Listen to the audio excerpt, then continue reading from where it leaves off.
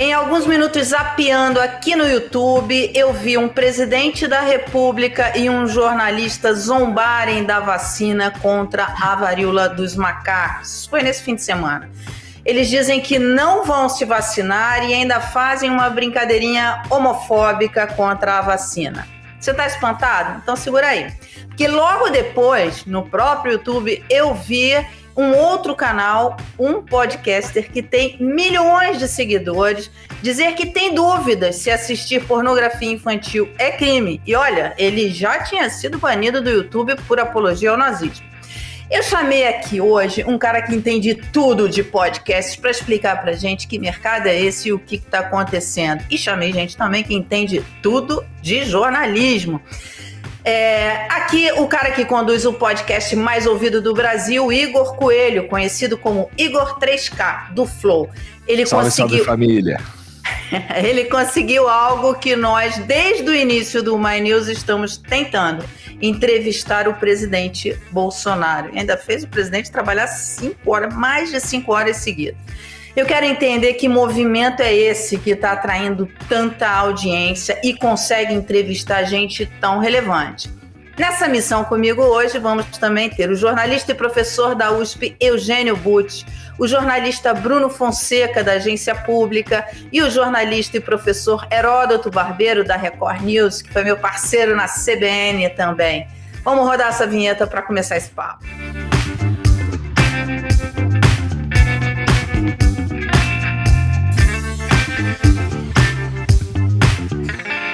Sejam todos muito bem-vindos, muito obrigada por aceitarem aqui nosso convite para conversar sobre jornalismo, podcaster, mídias sociais, enfim, entender esse mundo novo. Professor Eugênio, eu vou começar com você. O presidente está usando os podcasts de grande audiência para aparecer. Ele foi ao Flow na semana passada, no sábado. Agora ele foi nesse fim de semana no podcaster do Rica Perrone. Bolsonaro, por onde vai, despeja mentiras, homofobia, negacionismo. Como é que você vê o trabalho dos podcasts? Eles têm uma audiência enorme, e conseguem, enfim, atrair, como eu falei, pessoas relevantes. Como é que você vê essa atuação? É obrigação do podcaster apresentar o contraditório? Como é que você está vendo esse movimento? Bom, tentando responder então, Mara, a sua pergunta, nós estamos vivendo um período em que há uma propagação muito grande de desinformação. O que é isso? São histórias, são afirmações, imagens que afastam as pessoas do conhecimento daquilo que realmente se passa. E uma maneira que nós temos de melhorar o conhecimento da realidade por parte da sociedade é, sim, fazer o contraditório. É muito negativo quando algum programa, algum veículo serve de palanque para um proselitismo qualquer, para alguém que tem interesse em ocultar fatos para extrair disso benefício político.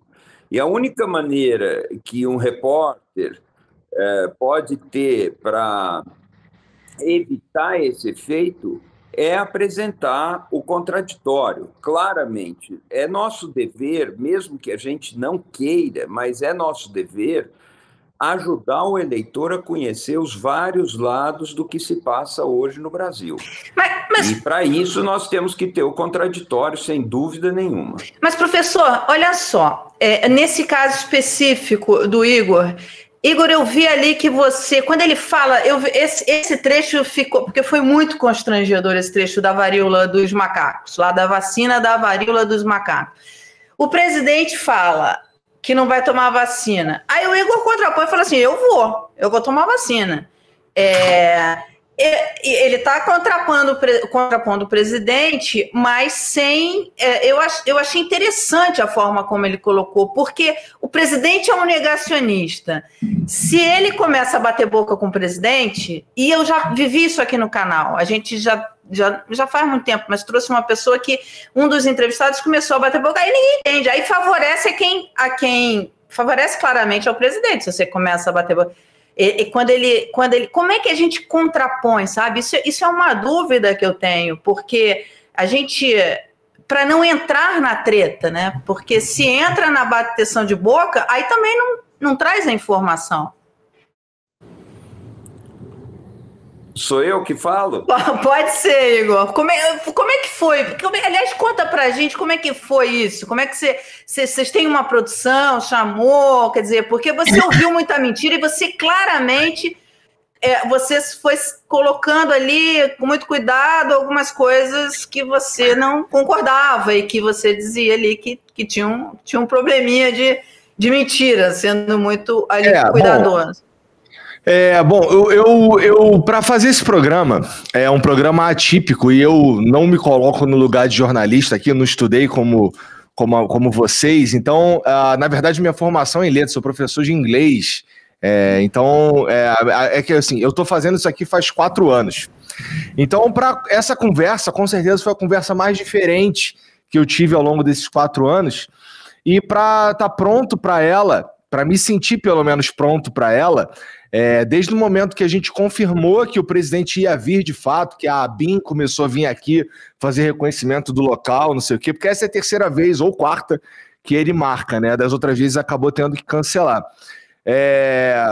Eu li pra caramba sobre os diversos temas, eu formulei perguntas ali que fizesse com que o presidente falasse sobre os principais temas que surgem na mídia sobre ele, sobre a gestão dele e tudo mais. A gente falou sobre eleições, a gente falou sobre, mais recentemente, o lance dele decretar que todo mundo ia baixar o ICMS da gasolina, dos combustíveis e tal. E, bom, dizer assim, eu posso de fato não ter sido um antagonista ferrenho do presidente, mas em quase todos os pontos ali, eu falei o que eu penso.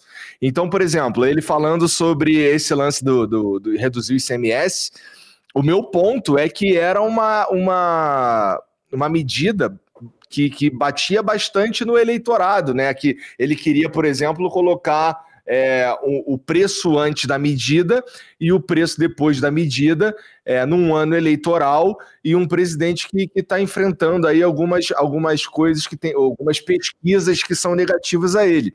E eu falei assim mais de uma vez, presidente, mas isso não é jogar pra galera, isso não é eleitoreiro, e por aí vai. E assim, o lance da cloroquina, por exemplo, ele inclusive é uma coisa que eu achei interessante, ninguém comentou, eu não vi ninguém comentando sobre isso, que durante o programa, na nossa conversa aqui, que na verdade, ela é direcionada para ser o mínimo de entrevista possível, que seja mais uma conversa, ele fala com todas as letras que sabe que a cloroquina não tem comprovação científica.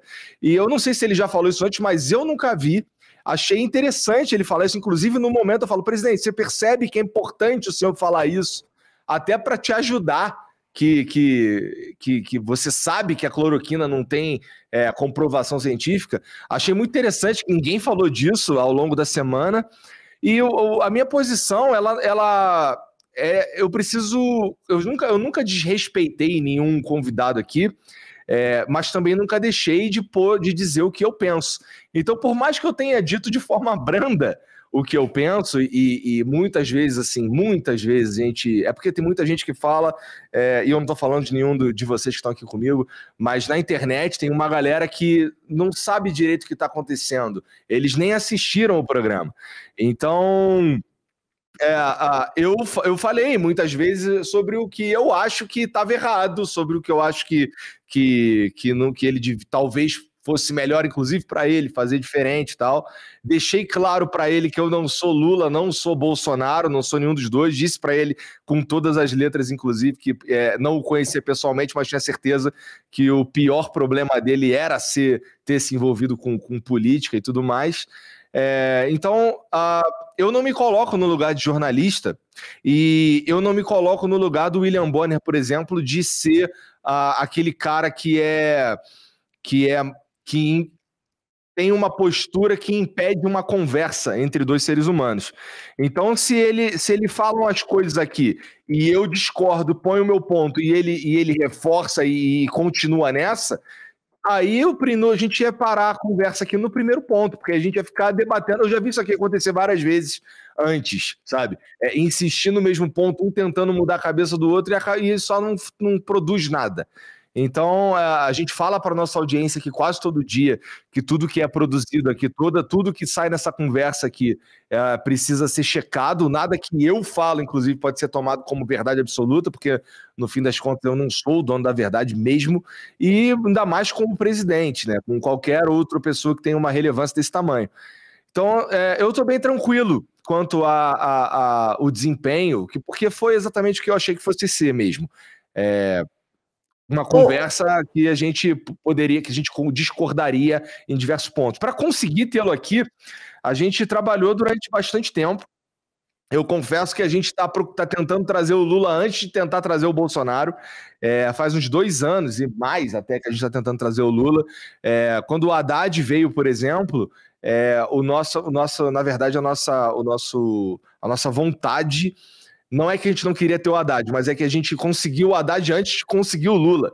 Então a gente tá nessa correria faz tempo aí, e o que é interessante é que muitos desses caras de políticos, porque o Lula não é o único também, muitos desses caras, eles nunca dizem não, eles sempre dão uma escorregada, não, vamos ver a data, aí surge em outro programa, aí surge na TV, surge não sei o quê. No caso do Lula, ele chegou aí num outro, e no dia que estava essa entrevista com o Bolsonaro, a Anitta estava num outro podcast que o Lula manda um recado dizendo que vai nesse outro podcast.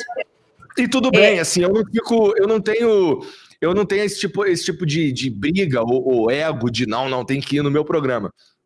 Mas Claro. Lugar é muito importante que as pessoas se comuniquem e promovam condições de esclarecimento e tudo. E não me cabe aqui, nem eu gostaria de fazer isso, e não é meu papel estabelecer qualquer julgamento. Não se trata disso. O meu respeito pela liberdade de expressão precede qualquer julgamento desse tipo. Eu chamo atenção, no entanto, para certos detalhes. O Igor acabou de dizer que o presidente decretou o corte do ICMS. É uma pequena passagem, mas que faz uma enorme diferença. Isso não foi uma medida por decreto.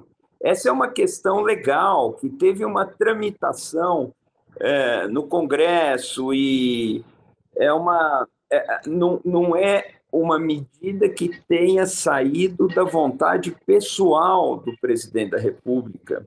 E a mediação na política é fundamental. E, muitas vezes, uma frase apressada transmite uma sensação diferente daquilo que efetivamente aconteceu. Mas eu repito, é muito bom que exista um espaço com tanta audiência para que candidatos diferentes se expressem. E o Igor acabou de dizer que ele não é partidário do Bolsonaro e não é partidário do Lula. Isso é muito importante, E eu só chamo a atenção que nessas coisas, às vezes uma pequena frase passa uma impressão de grandes proporções sobre um fato que não é bem assim. Mas ótimo, e eu torço muito. Você já entrevistou o Fernando Haddad, eu torço para que você entreviste o Lula também. Isso só contribui. E talvez eu sinto na sua fala um incômodo de que talvez você pudesse ter sido mais enfático em certas passagens. Mas, enfim, isso se passa com todo mundo. Eu gostaria muito de ouvir a experiência do Heródoto Barbeiro, essa figura com tanta quilometragem, tanto tempo de estrada. E que já entrevistou vários presidentes, né, Heródoto? Porque isso que o Igor falou, eu tenho essa sensação também. Inclusive, em 2018, eu acho que o presidente Bolsonaro, na época candidato, ele foi muito beneficiado pela treta. Eu lembro muito de uma passagem dele no Jornal Nacional, em que ele fala: vou mostrar aqui esse livrinho pornográfico que o Haddad trouxe, não sei o quê, bebê. Aí o Bonner fica transtornado, a Renata também fala: não, presidente, tem criança. Isso parece, e o livro não tinha nada daquilo que ele estava falando. Quer dizer, se ele vai num programa com um programa no Flow, por exemplo, provavelmente o Igor teria deixado mostrar, não teria tido nenhum problema. E se ali tivesse deixado ele mostrar, ia ver que aquele livro não era nada do que ele estava falando. Mas, enfim, eu acho que favorece muito ele.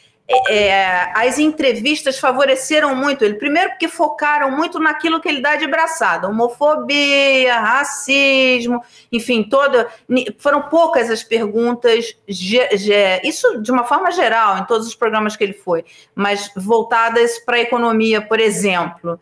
E sim, pegando aquele lado. E segundo, é a treta, Heródoto. Como é que a gente faz? Porque tem umas coisas que você escuta que você fala assim: meu Deus do céu, esse cara está falando isso.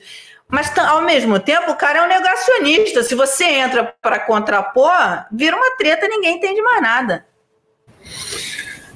Bom, primeiro o Eugênio acabou de entregar minha idade aqui, né? Segundo, eu queria lembrar para o Igor, para ser jornalista não precisa ir na faculdade de jornalismo. Eu fiz, nós aqui fizemos. Mas não precisa. Eu acho que para a gente ser jornalista, a gente tem que seguir as regras do jornalismo, os limites éticos do jornalismo, o interesse público, a presunção de inocência. O outro lado, como disse a Mara, na medida que a gente segue esse princípio, nós estamos fazendo jornalismo, independente de a gente ter passado por uma faculdade ou não. Há muita gente que passou pela faculdade e que não prega, e que não pratica esses princípios básicos, tá? Porque o jornalismo, eu não sei se vocês concordam, ele mudou muito no que diz respeito ao hardware, mas Sim. O software do jornalismo é o mesmo. Esse compromisso na busca da verdade, esse busca de versões diferentes, de isenção, a busca da isenção, eu acho que é uma coisa que marca muito bem o jornalismo.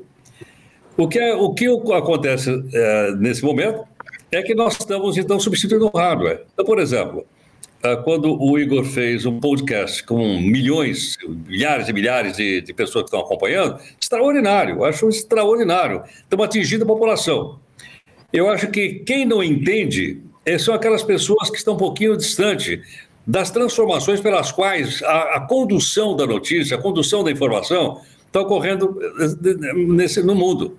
Ao mesmo tempo que nós temos podcast com muita gente, olha as audiências dos canais abertos de televisão. Olha o que está acontecendo.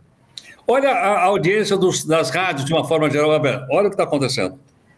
E, no entanto, nós temos novas plataformas e essas plataformas, então, chegam a mais pessoas, principalmente os jovens. Eu até queria dar um rápido depoimento. Eu ando de metrô. Não sei se vocês andam de metrô, mas eu ando. Sim. Quando eu ando de metrô, e hoje eu andei, a primeira coisa que eu olho é o seguinte: quantas pessoas naquele vagão estão ou com Bluetooth ou com microfoninho de fio? Olha, 80%. Então, por exemplo, eu posso ouvir o podcast do Igor quando eu quiser, que é outra coisa que a gente não lembra. É o on demand. Então, não está na mão dele, está na minha. Eu que sou consumidor de notícia, eu que sou consumidor de informação, para ouvir quando eu quiser. Então, se eu vou trabalhar, eu entro lá no meu celularzinho e vou ouvindo no metrô, vou ouvindo no trem da CPTM, enfim, eu estou me deslocando. Então, eu acho que essas mudanças são extraordinárias, muito bem-vindas, mesmo porque ou a gente aceita essas transformações ou nós vamos ser levados de rondon por ela, e aí a gente discute, então, isso é o hardware. O software é aquilo que todos nós sabemos, né? A gente ir sempre em busca da isenção, seja lá de que assunto for. Pode ser do presidente da República, pode ser por que não despolui o Rio Tietê. Olha, eu queria chamar aqui o Bruno para essa conversa, que é o mais novinho aqui desse grupo. Ô, Bruno, você... Primeiro eu quando mais fiz... velho, viu? Depois agora o mais novo. Ô, Bruno, eu quando fiz faculdade, a gente tinha ali... eu sou do Rio, meu sonho era trabalhar na redação do Jornal do Brasil. Eu achava o Jornal do Brasil o máximo. E eu tinha uma vontade, assim, de trabalhar. O meu sonho era trabalhar no Jornal do Brasil. Olha, liderado por Alberto Diniz, Isso. que foi muito amigo meu e que não estudou jornalismo, um dos maiores jornalistas do Brasil. E era inspiração para todos nós. E era inspiração para todos nós, é verdade. Agora, Bruno, como é que é? Quer dizer, na faculdade hoje de jornalismo, alguém... aliás, sabe o que é jornalismo impresso? Acho que não sabe nem mais o que é isso, né? Quer dizer, o que o estudante de jornalismo quer? Ele quer ir trabalhar no Google, ele quer trabalhar com o Igor, ele quer montar o próprio podcast dele. Qual é a ambição do jornalista que está chegando no mercado hoje? Nossa, essa é uma pergunta difícil, mas vou até falar um pouquinho da minha experiência, que acho que diz um pouco do que você está falando, Mário. Inclusive, obrigado por estar aqui, obrigado, gente, por... Estou representando também a equipe da agência pública, né, que a gente faz jornalismo investigativo na internet, e acho que diz um pouco dessa transição, assim, que você disse, e que o Heródoto estava dizendo do hardware e do software, né. A gente já nasceu como um site, assim, fazia um formato, inclusive, diferente, né, jornalismo investigativo, independente, né, a gente não tinha aquele formato de anúncios, por exemplo, que tem um pouco na mídia tradicional. A gente tenta se apoiar, por exemplo, por aliados, né, que são apoiadores do nosso trabalho, que também tem bastante a ver com muitos formatos de podcast, né, assim, muitos podcasts têm esse formato de aliados que sustentam. Então, acho que diz um pouco dessas transformações, assim, né, que o jornalismo tem feito. A gente faz podcast na agência pública, a gente já fez bastante vídeos, assim, no nosso canal do YouTube. Estamos tentando entrar agora também no TikTok, assim, tentando buscar assim, formatos que combinem com o jornalismo, né, mas mantendo o nosso rigor da apuração. Então, eu acho que é isso assim, que tem acontecido, né? Os alunos, né, os novos, eu já saí da faculdade tem um tempinho, mas há pouco tempo estava em contato com os estudantes quando estava fazendo mestrado. Eles estão de olho nessas transformações e não faz o menor sentido de não ficar de olho nisso, assim, né? Seja pelas oportunidades de trabalho, seja porque os jornalistas têm que estar onde o público está, né? E o público está, além, né, do tradicional, da TV, do rádio, mesmo da internet, que hoje já nem tão... já é uma coisa também talvez até tradicional, eles também estão nesses novos formatos, né, de podcasts, de vídeo, de YouTube, de TikTok, de Instagram. Só que é isso, assim, eu acho que também esses formatos, eles trazem alguns dilemas novos, assim, ou pelo menos uma reformulação de dilemas antigos para como fazer o jornalismo. Um deles acho que é isso, assim, né, de como você lidar com figuras polêmicas, assim, né, ou figuras que trazem informações, desinformações, mentiras, e que já vivem nesse ambiente digital. Eu até estava ouvindo, né, o podcast, a entrevista com o Bolsonaro que o Igor fez, e uma das coisas que eu fiquei até pensando, assim, relembrando, foi inclusive da situação, né, que já aconteceu com o Flow, né, porque estava, né, o Monark, e fiquei até um pouco curioso, assim, de como, um pouco mais de como foi essa aproximação com o Bolsonaro, porque uma das características que ele tem justamente nesse ambiente digital é de ir em canais que ele se identifica, ou pelo menos, assim, né, uma parte do público dele se identifica como canais que agradariam ao discurso do presidente. Eu queria saber, assim, como é que foi essa repercussão pós na entrevista, se, né, o Flow foi chamado de bolsonarista ou não, assim, como é que foi a recepção, assim, das perguntas, e se de alguma forma aquela época, né, da passagem do Monark, de toda aquela questão da apologia ao nazismo, assim, se isso talvez tenha ajudado ou não, assim, a proximidade do Bolsonaro para poder fazer a entrevista. Eu queria saber um pouco, dentro do que você puder falar, assim, desse bastidor. Cara, eu acho que não teve nada a ver, para ser sincero, porque, como eu te disse, essa é a terceira ou quarta vez que ele marca e por problema de agenda não rolou. Para você ter uma ideia, aquele 7 de setembro do ano passado lá, super estranho, a gente tinha marcado alguma coisa próxima àquela data ali que não rolou justamente por causa do que aconteceu no dia 7 de setembro. Eu não acho que tem nada a ver com o episódio que aconteceu com o Monark, de verdade. E, cara, a gente foi chamado, mas a gente é chamado, toda hora a gente muda de lado aqui. Tem época que a gente é anarcapitalista, porque tem muita gente que não assiste o Flow e não sabe o que acontece aqui, não conhece a proposta, o que é muito interessante, mas eles acabam rotulando a gente de acordo com os convidados. Quando a gente chama esses convidados assim que tem um perfil mais político, ou alguma coisa nesse sentido, a gente acaba sendo, por um tempo, o podcast que é anarcocapitalista, que é o podcast que é de esquerda, Eu já mudei de esquerda para direita aqui umas 20 vezes. Pelo mesmo argumento, muitas vezes. Então, no próprio episódio do Bolsonaro, se você for dar uma olhada nas minhas redes sociais, é uma desgraça, porque tem um monte de gente lá me acusando de bolsonarista e tem um monte de bolsonarista me acusando de esquerdista. Justamente porque eu perguntei Bolsonaro umas paradas e disse o que eu pensava. Então, eu já acostumei com essa mudança de lado que as pessoas me atribuem, porque eu prefiro ser odiado por todo mundo. Porque se todo mundo tá me amando, eu tô fazendo alguma coisa errada. Então, é natural esse lance das pessoas pensarem que eu sou de um lado e pensar que eu sou de outro, porque eu me coloco numa posição, inclusive eu lembro de ter falado isso pro presidente, que, tem gente que por exemplo, vai estar me batendo porque eu tô conversando com o Bolsonaro.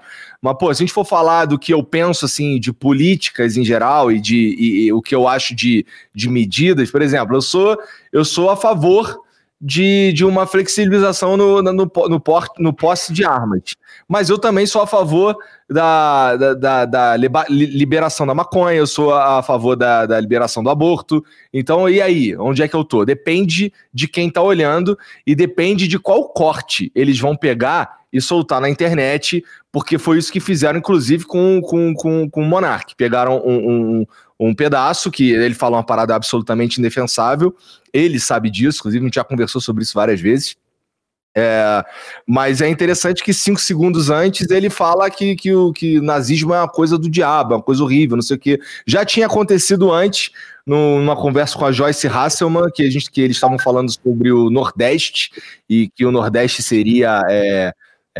precisaria dos impostos de São Paulo, não sei o quê, e a gente começa a defender o Nordeste, dizendo que, na verdade, o Nordeste é sufocado por várias políticas, várias não sei o quê, e talvez seja uma visão meio utópica, mas que o Nordeste tinha mas eu sinceramente acho que não. Eu acho que o Nordeste, nesse caso, teria uma possibilidade muito maior de se desenvolver se ele fosse mais... tivesse ali menos gente mandando na parada. E aí foi pro Twitter um trecho dizendo só que a gente concordava que o Nordeste realmente acabava precisando dos impostos de São Paulo, alguma coisa assim. E muita gente bateu na gente quando a gente estava, na verdade, defendendo o ponto que o pessoal, que lá o Nordeste é muito, muito bom, muito... Né, bom, eu ia falar um palavrão, mas assim, que eles conseguem se virar, assim, se a gente não atrapalhasse. Mas o que depende muito, a visão que as pessoas têm da gente depende muito do que vai para o Twitter, porque lá só tem ódio. Lá Igor, as pessoas... Igor, você... Primeiro, essa coisa do palavrão é engraçado, porque isso é uma coisa que é muito natural nos podcasts, assim, é natural. Nesse formato de podcast, porque esse mundo do podcast, ele é enorme, é um puta mercado. Isso que você falou, de às vezes ser taxado de bolsonarista, às vezes de esquerdista, isso acontece... exatamente, isso acontece com a gente aqui também. A gente sempre se posiciona como um canal plural, a gente já ouviu aqui o Boulos e o General Mourão. Enfim, já tiveram aqui, foram tratados respeitosamente, ouvimos o que eles tinham a dizer e conversamos e entrevistamos, sempre essa coisa mais informal. Oi, fala. Eu posso interromper? Claro, lógico, deve. Não, acho que é rápido. Primeiro eu queria dar um abraço no Bruno e saudar a Agência Pública, que é uma das iniciativas de jornalismo de novas feições que eu mais respeito no Brasil. Eu sou do Conselho da Agência Pública, mas não é nessa perspectiva que eu estou elogiando. Eu admiro a Agência Pública há muito tempo. Ele faz um trabalho da mais absoluta relevância. Eu recomendo que as pessoas que nos escutem chequem rapidamente a produção da Agência Pública da maior importância no Brasil. Mas eu queria lembrar uma coisa. Você está falando, a gente escutou o Mourão, a gente escutou o Boulos.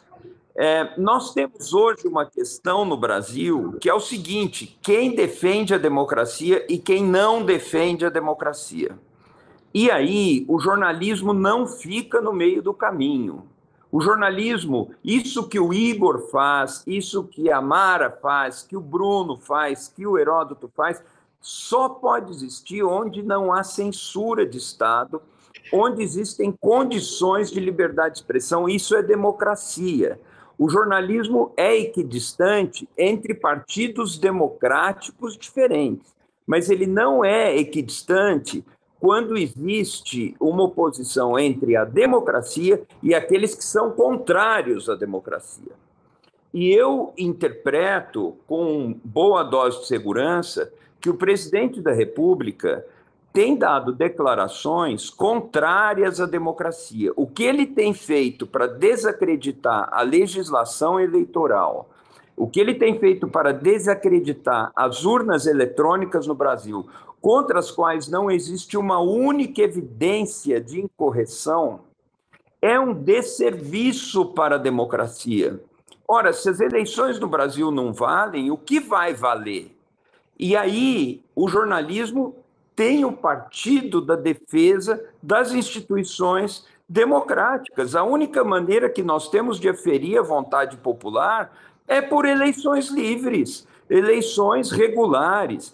E, no Brasil, eleições com urnas eletrônicas. Podemos aperfeiçoar? É evidente que podemos, mas havia milhões de denúncias comprovadas de fraude antes desse sistema e depois desse sistema não há nenhuma. Esse discurso contra as urnas eletrônicas é um discurso para tumultuar a democracia, um discurso contra a democracia. E o que vem depois disso, a gente sabe muito bem, é obscurantismo, é restrição à liberdade de expressão. Nesse sentido, a gente precisa tomar muito cuidado nesse momento. Eu estou ouvindo aqui com grande interesse o que nós estamos conversando, mas eu lembro uma coisa, que a gente deve olhar a informação que a gente veicula por nós mesmos ou pelos nossos entrevistados como uma informação que pode fazer bem, no sentido, ela esclarece, ou uma informação que pode intoxicar, assim como o alimento pode intoxicar. Informação ruim mata pessoas. Informação ruim matou pessoas no Brasil por ocasião da pandemia, e muitas delas veiculadas pelo presidente da República, que tirava máscara em eventos públicos, que tirou máscara de criança. Isso é um exemplo nefasto, tóxico, que provoca doença, provoca morte.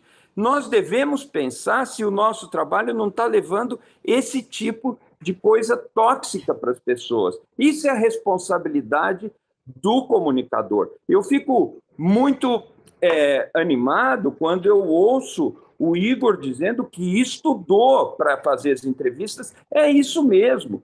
É o que nós temos que fazer para que a informação construa vida, construa liberdade. Nós somos responsáveis por isso. E se passa por nós uma informação que pode provocar doença ou morte, ou se passa por nós uma impostura de alguém que não acredita na liberdade das pessoas, no discernimento das pessoas, isso pode ser muito ruim e a gente pode ser corresponsável por isso. Esse é o tipo de alerta que eu faço, essa nossa consciência que é tão preciosa.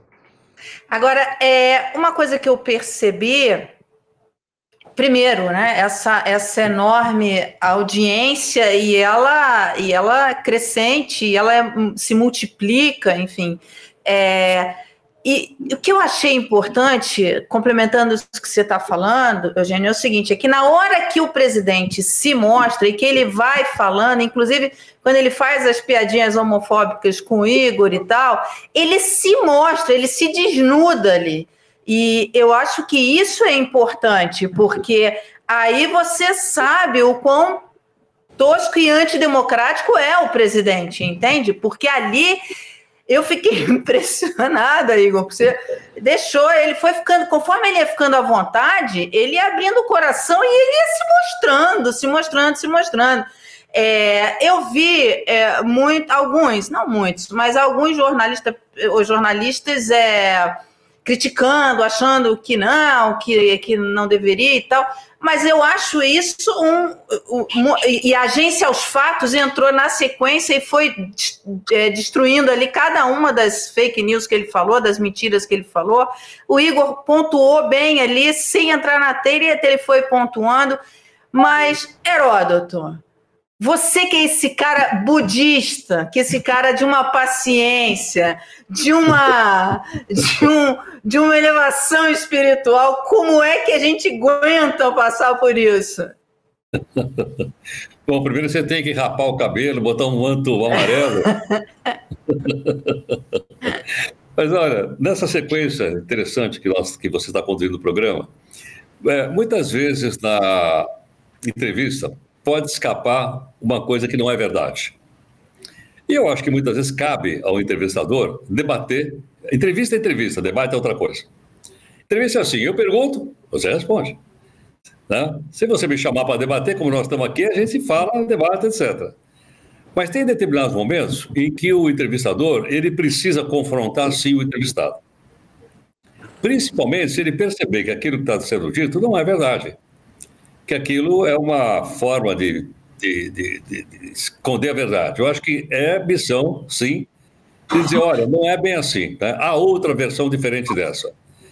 E isso eu acho que ajuda a esclarecer o público de uma maneira geral, até para que o entrevistado possa usar outros argumentos, possa desistir daquilo que ele falou por aí afora. Mas eu acho que uma outra coisa que está muito ligada às mídias atuais, e o podcast deles, é assim, bom, então o podcast é um propagador de fake news.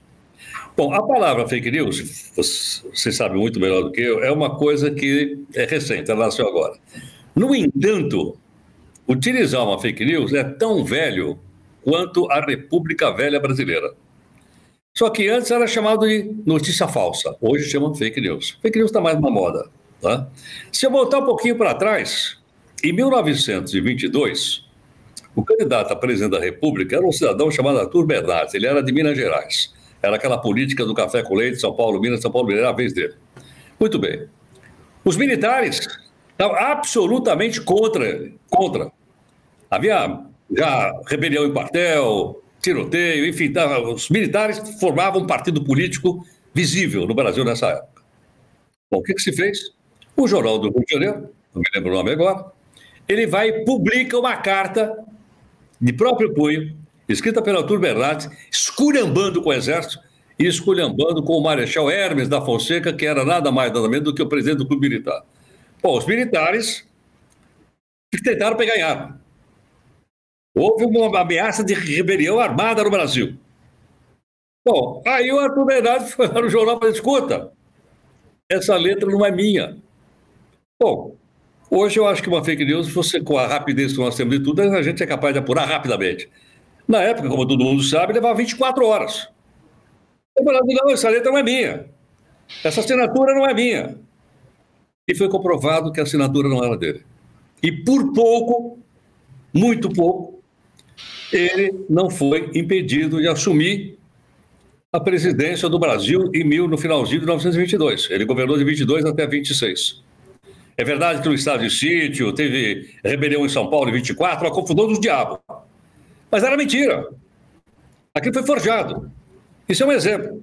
Eu não vou dar outro exemplo aqui para não cansar vocês. Senão eu ia dar um exemplo do chamado Plano Cohen, que o Vargas usou para dar o golpe de Estado que implantou a ditadura do Estado Novo em 1937. Outro final. Fecha o livro de história. O que eu acho interessante é o seguinte, Igor, você teve uma repercussão, você imaginava que teria tanta repercussão?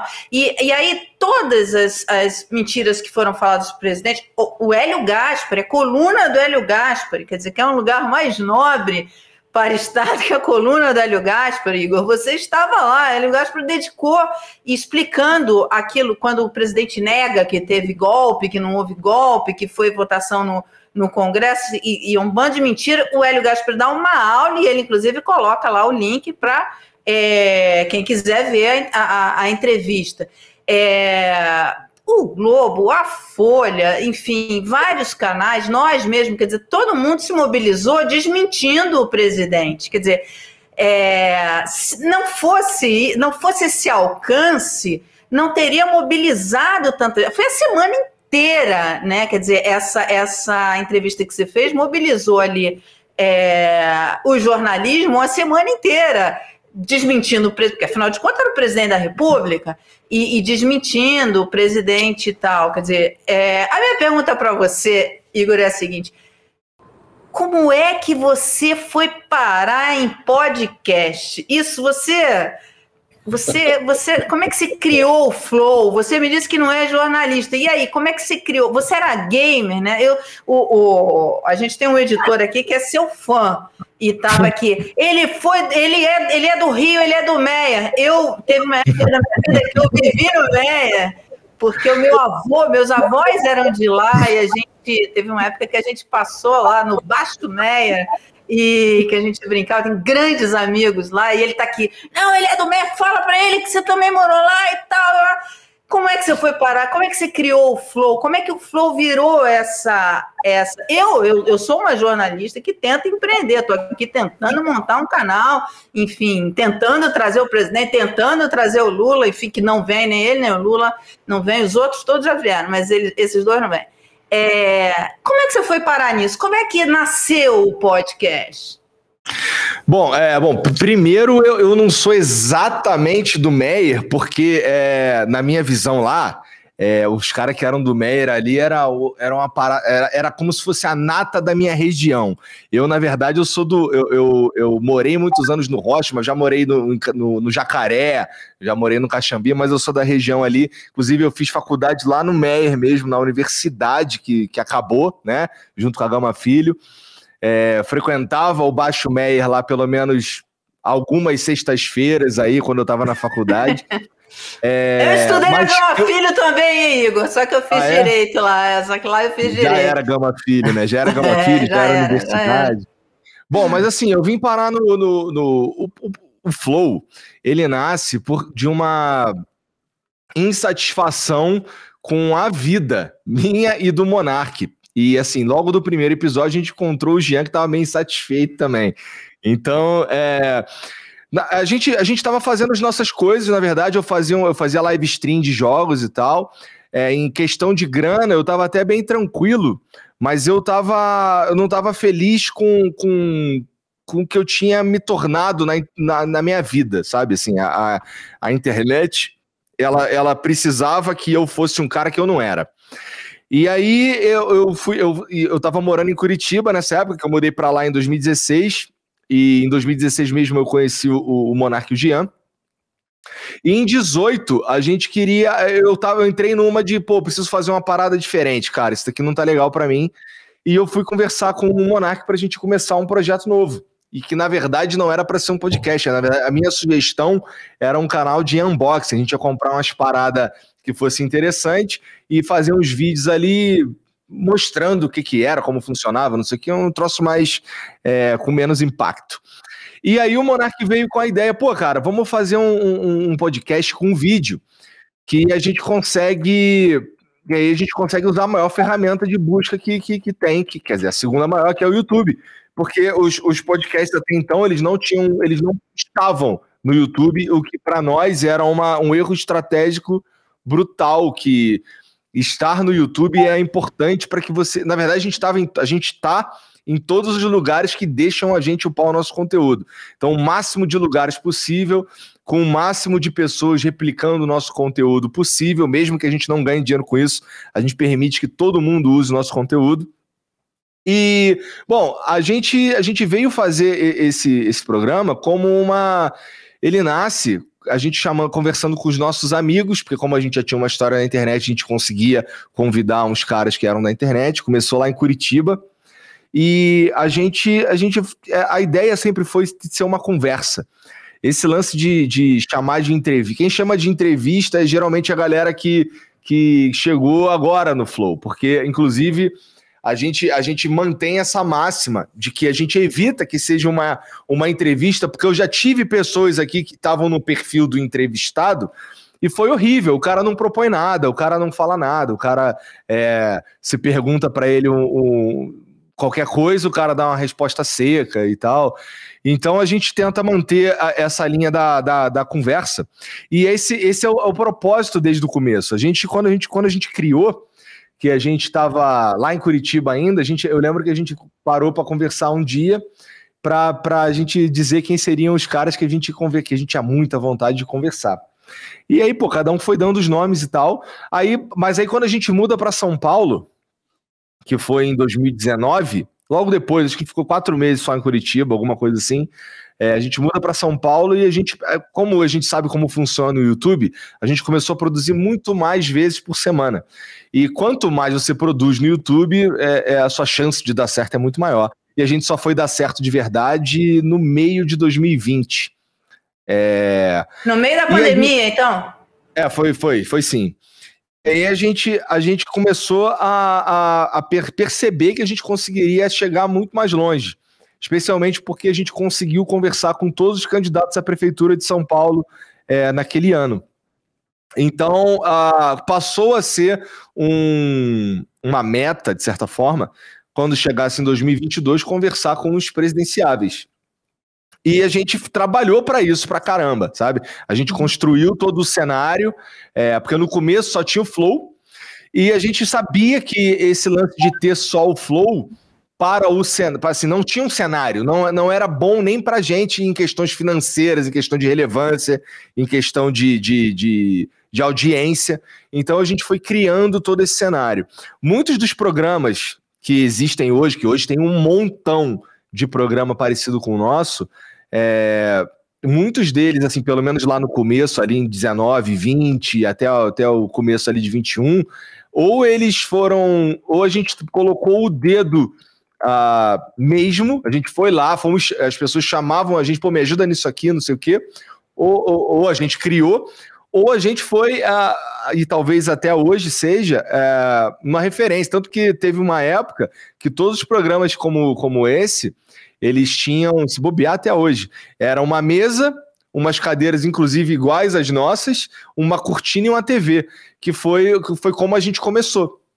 Então, esse cenário ele é muito importante, na minha opinião, para que a gente consiga produzir o diálogo no Brasil, né? Que a gente tem nas redes sociais, assim, as pessoas não conversam mais, na verdade elas só brigam. Se você for olhar o Twitter, principalmente, as pessoas só brigam ali, né? É verdade, a gente tenta ir por um caminho diferente. Por isso que eu te falei que a gente é taxado de bolsonarista, de lulista, de petista, de não sei o quê, pelos mesmos argumentos, porque a gente conversa com o máximo possível de pessoas interessantes que estejam dispostas a conversar.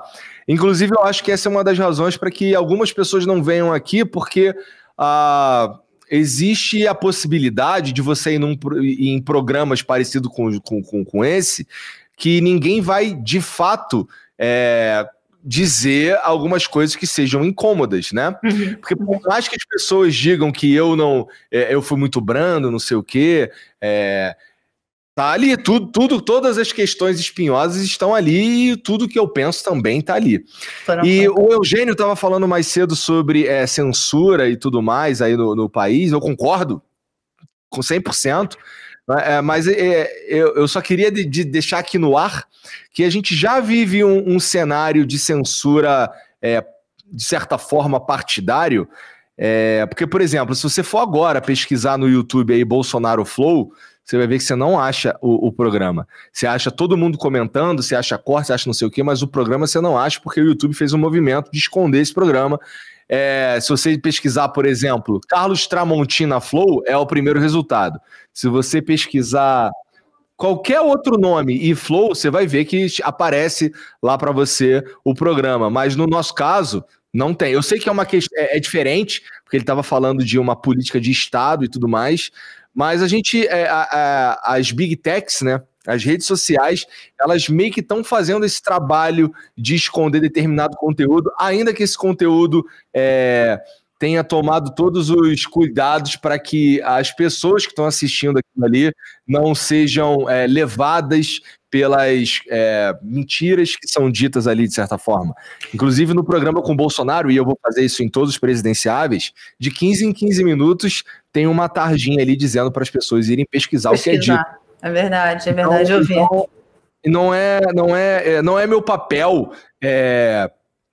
dar palco pro Bolsonaro ou pro Lula, até porque no caso do Bolsonaro ele aperta um botão, ele interrompe a televisão e fala para um monte de gente, né? Não é eu achar que eu tô dando palco pro presidente, talvez seja um pouco de prepotência. Eu nem me coloco nesse papel. Você falou aí de participar de aparecer na coluna de jornalista, aparecer em todos os jornais durante a semana e tudo mais. Eu sou o veículo, sabe? Eu acho que o mais importante que acontece aqui nessa mesa não é o meu objetivo ficar famoso. O meu objetivo aqui é que uma conversa seja produzida para que a audiência então tire suas próprias conclusões. Então, você está colocando, Igor, alguns aspectos que eu queria muito que Bruno Eugênio Heródoto comentasse, que é o seguinte: primeiro, essa questão do algoritmo, né? Hoje o chefe esse lance ele foi manualmente imposto, assim como é interessante como uma live como aquela que tinha, sei lá, quase 550 e poucas mil pessoas assistindo, não aparecer, por exemplo, na parte do em alta do YouTube, porque alguém apertou o botão e não, esse aqui não vai. E a gente vê... Descobrir como é que funciona esses mecanismos hoje da Big Tech é uma função do jornalismo. Você pode fazer a matéria que for, se você não entender como é que funciona isso, Bruno lá na agência pública deve tomar seus cuidados ali, SEO e como é que coloca, qual é a palavra que coloca ou não. No nosso caso não tem nada a ver com isso, Mara, desculpa insistir. Não. No nosso caso, realmente alguém apertou o botão para esconder o conteúdo. Isso não eu não tô conjecturando, isso é um fato mesmo. A gente tem umas informações, porque assim, como a gente conhece muita gente, a gente está em muitos meios e tal, a gente conhece gente lá dentro também. E essa informação chegou para a gente, que eles estavam, inclusive, procurando maneiras de bloquear o vídeo. Então... Como é que você vê isso, Eugênio? Quer dizer, essas políticas das Big Techs, enfim, isso pode ter ocorrido por conta de ser um conteúdo do Bolsonaro, ser um conteúdo de eleições, quer dizer... Como é que se enxerga esse movimento? E minha outra pergunta é sobre a informalidade. A informalidade, ela antagoniza com o jornalismo? O jornalismo pode ser informal? Porque eu vejo que... vejo aqui no canal que a gente começou muito na estrutura, até porque a maior parte veio da TV Globo, enfim, muita estrutura de TV, e aí a gente vai aprendendo a lidar com a internet e tentar fazer uma coisa mais informal. Como é que vocês enxergam isso? Bom, a informalidade é muito boa, e eu vejo o Igor falar, eu percebo um grande talento, essa ideia da comunicação como ele defende, me parece muito ajustada ao que o Heródoto mencionou da ética jornalística. É claro que tem aprimoramentos possíveis aí, e o Igor mesmo deve procurar, eu imagino, formas de aperfeiçoar, mas existe um ponto inicial que eu gostaria de destacar,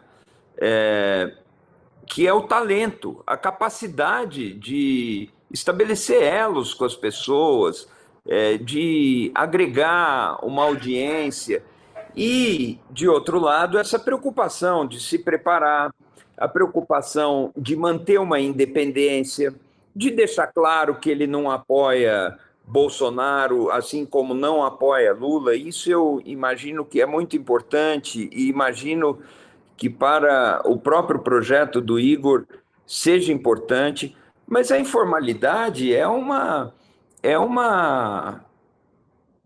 meta para a comunicação jornalística, porque a comunicação jornalística, ou a comunicação de uma forma geral, precisa falar a língua das pessoas. É só assim que a gente chega nas pessoas.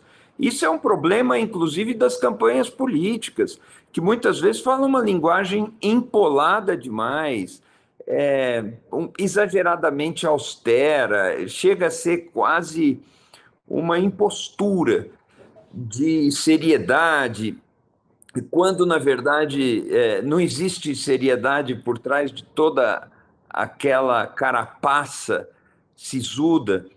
E isso é ruim. É claro que se deve falar a língua das pessoas, se aproximar das pessoas, a linguagem comum, a linguagem coloquial. Eu não vejo, pelo menos da minha parte, nada de errado com isso. O que eu vejo e acho muito importante é a gente sempre tomar cuidado de não passar uma conversa tóxica para as pessoas, sempre alertar de forma pontual, como disse o Heródoto, quando uma mentira está sendo tratada como se fosse verdade e que a gente sabe que é mentira. Isso é da maior importância, porque, eu repito, informação incorreta pode matar, e nós, infelizmente, tivemos centenas de milhares de exemplos disso no Brasil. Olha, a gente está caminhando para o fim. Bruno, eu queria ouvir um pouco você sobre isso que o Igor falou, desse... como é que a gente pode chamar isso, Igor? É um boicote? Enfim... Dessa censura? Isso é uma censura, é um boicote. Por quê? E se vocês já passaram por isso? Porque vocês também tocam em temas bem sensíveis, né? Eu acho que é importante falar disso, porque, assim, esse ponto que o Igor disse é muito importante mesmo, que a gente sempre reforce como as Big Techs, né, as plataformas, elas não têm transparência, pelo menos a que elas deveriam ter, por todo o alcance que elas têm, né, por toda a importância que elas têm. A gente pode lembrar de todos esses né, escândalos que aconteceram, né, Cambridge Analytica lá nos Estados Unidos, com o Brexit também.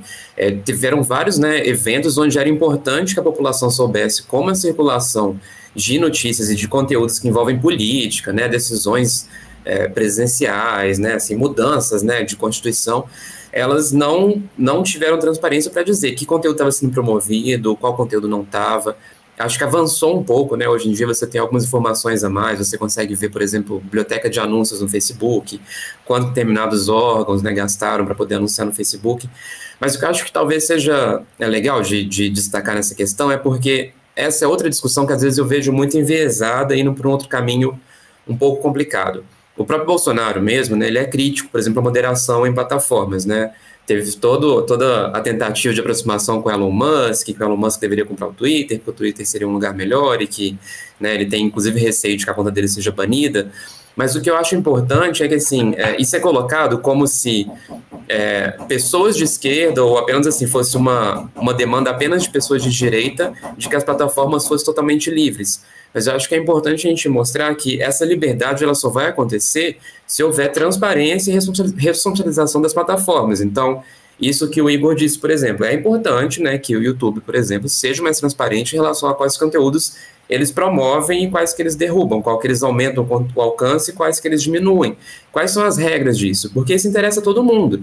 É uma questão importante em se discutir, por exemplo, né, assim, vamos imaginar, no dia da eleição, se começa a circular vídeos dizendo que as urnas estão sendo roubadas, que a votação está sendo fraudada, que as pessoas têm que ir para a rua, correr, cada um tirar foto, isso pode gerar uma comoção e inviabilizar uma eleição no Brasil. Então, os critérios de como o YouTube vai ou não trabalhar com isso, mesmo que as intenções sejam boas ou sejam democráticas, precisam ser transparentes.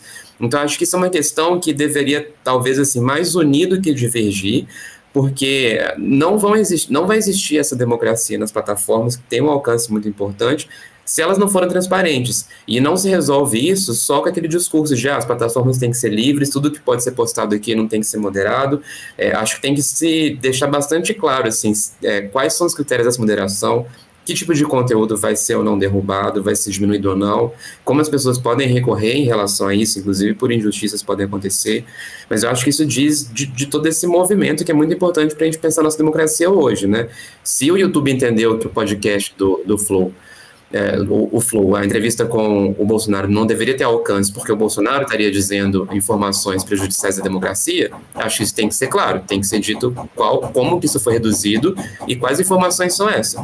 Inclusive porque a gente vê no YouTube outros conteúdos que atacam a democracia e que eles simplesmente deixam, assim, né, acontecer. Anúncios mentirosos, né, assim. É verdade. Então, eu acho que é muito importante isso que o Igor disse, mas eu acho que justamente a solução para isso não viria só daquele discurso de vamos ter redes livres que não façam nada, porque toda rede vai ter seu algoritmo, toda rede vai ter sua priorização. A gente tem um exemplo da Getter, por exemplo, que é uma rede dos Estados Unidos, que ela é apoiada pelo Trump e que ela está apoiando o Bolsonaro aqui. Então, assim, ela tem feito conteúdos, ela tem acompanhado todas essas convenções conservadoras e ela está claramente priorizando um lado, né, ideologicamente, financeiramente, que tem interessado. Então, eu acho que a saída para isso seria justamente de ter mais transparência para que qualquer conteúdo, né, seja ele removido, seja ele moderado, seja ele censurado, que a gente possa saber quais são os critérios, porque aí eu acho que a sociedade pode agir em cima e falar, não, talvez seja interessante, né, um conteúdo no meio da eleição dizendo que as urnas são fraudadas ou que tá tudo sendo um golpe, isso talvez seja interessante de não ter um alcance potencializado, né, a pessoa só não possa lá enfiar dinheiro nesse conteúdo e ele circular à vontade. Mas talvez outros seja importante ter o debate. Só que a gente só vai ter o debate se tiver transparência. Então, eu acho que é um ponto muito importante que o Igor disse, mas eu acho que a solução está em cobrar justamente mais transparência e responsabilização dessas redes. Igor, você já tinha passado por uma situação dessa ou foi a primeira vez que você sentiu isso? Situação do YouTube me sacanear? Não, isso aí é toda hora, isso é desde o começo. Para você ter uma ideia, a gente, durante 2019, a gente trabalhando aqui, não sei se você sabe como funciona, mas você cria para monetizar. Você cria uma conta no Google AdSense e aí entra uma grana lá que vai se acumulando de acordo com as visualizações e com os anúncios que aparecem, não sei o quê. E a partir acho que é de $100, alguma coisa, você pode sacar isso daí para a sua conta. Faz uma transferência, né? Para isso, o Google ele meio que te manda um númerozinho para você desbloquear a sua conta. Chega pelo correio. Para as pessoas, geralmente chega em 15 dias, um mês, vai. Para a gente demorou 1 ano. Então a gente tava meio... Cara, a gente tentava falar com as pessoas e as pessoas não falam com a gente lá. Para você ter uma ideia, a gente até hoje não tem um gerente. Se acontecer alguma coisa no YouTube aqui, eu não tenho com quem falar oficialmente. Tem uns contatos que me ajudaram e tal, que, às vezes é mais fácil fazer sinal de fumaça, mas a gente não tem ninguém para conversar no YouTube. Então, eu acho isso muito esquisito, porque, modéstia à parte, a gente que criou esse cenário e não ter alguém para me ajudar em qualquer coisa, ou para tirar dúvida, ou para me dizer onde eu estou errando e tudo mais, não existe esse contato.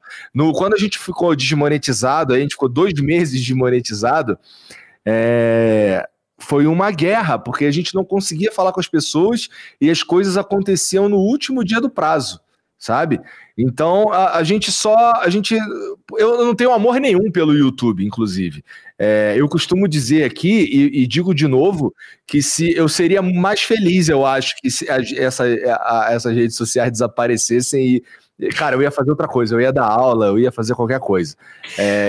Esse lance Igor, mas para os jornalistas, a tecnologia foi libertadora, né, não, Eugênio? Eu entendo, mas assim, o YouTube, ele me atrapalha desde o começo, assim, a gente deu certo, apesar do YouTube tentar nos atrapalhar. Então, a gente teve uma reunião com o YouTube que a primeira coisa que eu falei foi, isso faz um tempão, e assim, foi uma agência que a gente trabalhava junto, conseguiu uma reunião com eles, e aí a gente participou ali, não sei o quê, tinha uns 20 caras deles lá, a primeira coisa que eu falei foi, então são vocês que me odeiam, que me atrapalham aqui todo dia, porque é isso que acontece, sabe? Querendo ou não, esse lance desse episódio especificamente não tem nenhuma explicação, ninguém vem falar com a gente, sabe? Não acontece nada, ele só toma as decisões e acabou. O que o Bruno tá falando, ele não tem transparência nenhuma, é zero. E isso é absolutamente prejudicial para qualquer discurso, para qualquer pessoa. O cara pode estar falando melhor, o cara pode ser o Papa. Se o YouTube não quiser, acabou. Então, eu inclusive acho que isso fortalece o discurso, nesse caso, do Bolsonaro. Porque ele joga para a galera dele isso daí, que o YouTube tá sacaneando, e gera uma sensação de coitadismo. Então, esse lance de sem nenhuma justificativa, sacanear o troço, sacanear a produção de conteúdo que tenha o Bolsonaro, por exemplo, fortalece a retórica dele de que ele está sendo perseguido. Então, para mim, é um tiro no pé absurdo. E para ser sincero aqui, honestamente, eu tô torcendo pro YouTube bloquear esse vídeo, porque ele vai dar tanta munição para mim. O problema é que vai dar muita munição pro Bolsonaro também, mas ele vai me dar muita munição. E é horrível, é uma situação que a gente não tem o que fazer, porque eu não consigo falar com ninguém, não tem para quem falar, assim, não tem nem legislação de direito sobre. Tem o Marco Civil da internet aí que inclusive fala que isso é ilegal, mas não acontece nada. Então é isso, né? Tem que lidar. Só dividindo, um dilema nosso também do jornalista, né? Assim, muitas vezes a gente gostaria de ter respostas dessas redes que não respondem a gente, né? É engraçado, até engraçado e triste, né? Assim, pensando que a gente está num país que há pouco tempo o STF precisou ameaçar suspender uma rede para ver se eles respondiam uma ação judicial. Então, assim, é surreal pensar, né, no papel que essas redes têm, essas plataformas têm, né, que vão acima de qualquer rede de TV, de qualquer programa individual, e que eles simplesmente não respondem, sejam os criadores, né, e tem questões super complicadas, né, de criadores que são acusados, eles acusam, né, de ter conteúdos que não são monetizados até por questões racistas, né, homofóbicas, assim. Tem muita gente que precisa usar entrelinhas para falar de várias palavras para conseguir não ser desmonetizado, quando às vezes o conteúdo claramente não está sendo racista nem homofóbico. Então, assim, vários criadores negros, né, criadores LGBT, eles questionam muito isso, como eles têm vídeos que eles precisam usar de um monte de artimanhas para não ter o vídeo para não ter vídeo derrubado, e ao mesmo tempo, do outro lado, a gente aqui nos jornalistas, né, acho que é outra questão que a gente tem muito, assim, a gente está no ano de eleição, né, assim, a gente sabe que as plataformas fizeram acordos com o TSE para tentar diminuir alguns materiais que poderiam ter impacto muito negativo, mas às vezes é muito difícil ter resposta deles, assim, entender isso que o Igor disse. Qual que é a equipe, assim, quem que é essa pessoa? Esse botão aí que foi apertado aqui, foi apertado nos Estados Unidos, eu consigo conversar com alguém que entende português e que sabe do contexto, assim, acho que tem muitas dúvidas, assim, dessa câmara escura das plataformas que seria muito importante a gente ter mais clareza, porque aí a gente consegue fazer cobranças corretas e não ficar, como o Igor mesmo disse, essa teoria da conspiração que às vezes acaba desviando até para o outro lado, o que seria uma solução mais democrática. Eugênio, para a gente encerrar esse segunda chamada, que tá difícil porque esse assunto me interessa muito, sabe? Eu estou aprendendo aqui também com você. Isso que o Igor falou e o Bruno, quer dizer, é um paradoxo para o jornalismo. Quer dizer, ao mesmo tempo em que as redes, elas possibilitam, eles te dão os meios de produção, que o My News, por exemplo, não existiria, não fosse a tecnologia, não fosse o YouTube. Hoje a gente tem site, a gente tá lá no Spotify também algumas coisas que a gente coloca de podcast, mas a gente recebe, a gente é monetizado, enfim, e isso nos ajuda a manter, inclusive, o canal. Mas, ao mesmo tempo, tem isso que o Igor falou, é verdade, essa falta de transparência nessa relação, essa questão dos algoritmos e as palavras, por exemplo, porque essa inteligência artificial, ela é uma inteligência que, se você usa determinadas palavras, não importa a forma, o conteúdo que elas formem, a palavra está lá, ele já te bloqueia. Então, às vezes, é um conteúdo importante, relevante, e que não é racista, ao contrário, e que não é homofóbico, ao contrário, mas como tem algumas palavras ali que o algoritmo entende, ele vai lá e te derruba. Isso que o Bruno falou, a gente tem a mesma preocupação aqui de encontrar as palavras corretas para poder não ser derrubado. É estranho a conexão fraquejar justamente nesse ponto da pauta. Porque vejam se vocês me pegam aqui, se dá para entender. Existe um regime de monopólio global, que não é um regime de monopólio numa economia só. E essas chamadas Big Techs, exercem esse monopólio de forma absolutamente opaca. Nós não sabemos nada sobre o algoritmo e sobre uma coisa muito grave que o Igor levantou, que é a intervenção do poder do conglomerado sobre o algoritmo. Nós não sabemos como isso funciona. Sabem tudo sobre a nossa vida. Há uma relação desequilibrada aí. Todos os nossos dados pessoais são disponíveis para que se calculem estratégias de propaganda política, como no Cambridge Analytica, de que o Bruno lembrou, como em estratégias comerciais, mas nós não sabemos nada sobre como essas organizações funcionam. Qual é a questão aí? A questão é da democracia. A democracia regula os mercados. Atenção, todos os mercados. O mercado de cereais no supermercado, o mercado de transporte urbano, o mercado de medicamentos, todos os comércios, toda atividade econômica é regulada, e isso é necessário na democracia. Sobre esses conglomerados, nós não sabemos uma vírgula, e isso porque não se conseguiu fazer com que as informações lá sejam públicas. Deveriam ser e não são. Isso é um tema gravíssimo.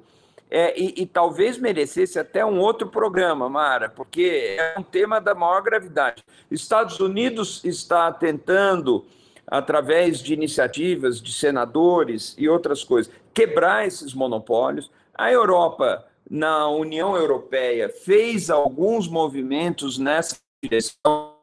A própria China, imaginem vocês, enquadrou em boa medida essas empresas, mas nós estamos muito longe de enxergar lá dentro. E como esse lá dentro é o que regula o fluxo de informação nas democracias, nós precisamos enxergar lá dentro, precisamos saber o que acontece lá dentro. Esse déficit é muito grave e está relacionado com o declínio da democracia em vários países do nosso tempo. Olha, o Igor, você foi levantar essa bola, você deixou a gente assustado, então você vai ter que voltar aqui, porque a gente vai ter que voltar nessa conversa. Bruno também, eu quero agradecer muitíssimo a vocês. O Heródoto teve que sair, porque ele teve que fazer o jornal lá na Record News. Eu quero te agradecer muito, Igor, pela sua disponibilidade, Bruno, professor Eugênio.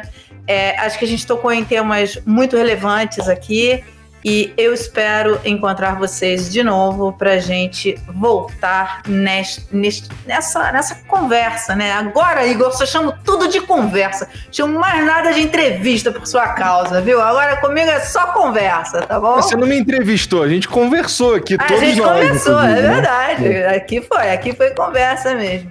Muito obrigada, viu, a todos vocês pela companhia e eu vejo vocês amanhã no Café do My News.